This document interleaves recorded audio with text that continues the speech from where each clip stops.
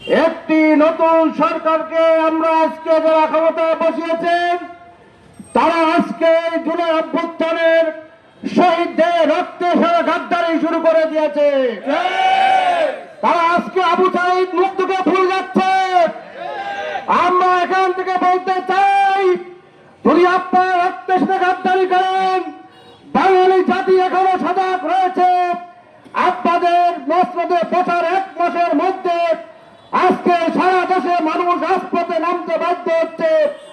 অনতি বিলম্বে হ্যাঁ জয়যুক্ত হয়েছে, 70% ভোট পেয়েছে।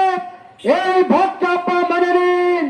যদি আপনারা মনে না নেন, মনে রাখুন শেখ হাসিনাকে 36 দিন চালাতে হয়েছে। আপনাদের কিন্তু বাঙালি মনে নামলে আমাদের বেশি দিন সময় লাগবে না। অতএব এখনো সময় আছে, সংসদে বিল উত্থাপন করেন। এই হ্যাঁ জয়যুক্ত হয়েছে গণঅভ্যুত্থানকে আপনারা মেনে নিয়ে আপনারা যেখানে বসে আছেন, আমি আপনাদের বলতে চাই, হয়েছেন আপনি প্রধানমন্ত্রী, কথা বলে শিলং থেকে এসে। আমরা এই শিলংকে এই দেশে আমরা 8 বছর দেখিনি, এই দেশে রক্ত তিনি দেখেনি, আবু সাঈদ হত্যার দেখেনি। তিনি ছিলেন ভারতের মসনদে বসেছিলেন, আরামে এসে কাঁদিয়েছিলেন। আমার বউরা হত্যা হয়েছে, আমার ভাই শাহাদাত বরণ করেছে, আপনি লন্ডনে বসে কষ্ট অনুভব করেননি। অতএব আমরা বলতে চাই, এখনো সময় আছে। আমাদের এখনো আহত ভাইরা এখন হাসপাতালে কাজ চাচ্ছে, সেদিকে নজর দিন।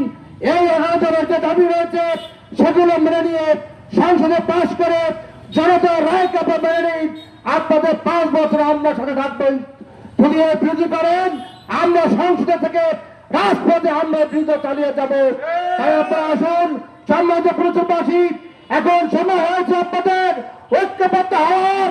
স্বৈরাচার নতুন করে থেকে উঠার আগেই স্বৈরাচারের মূলোৎপাটন করতে হবে আমাদের।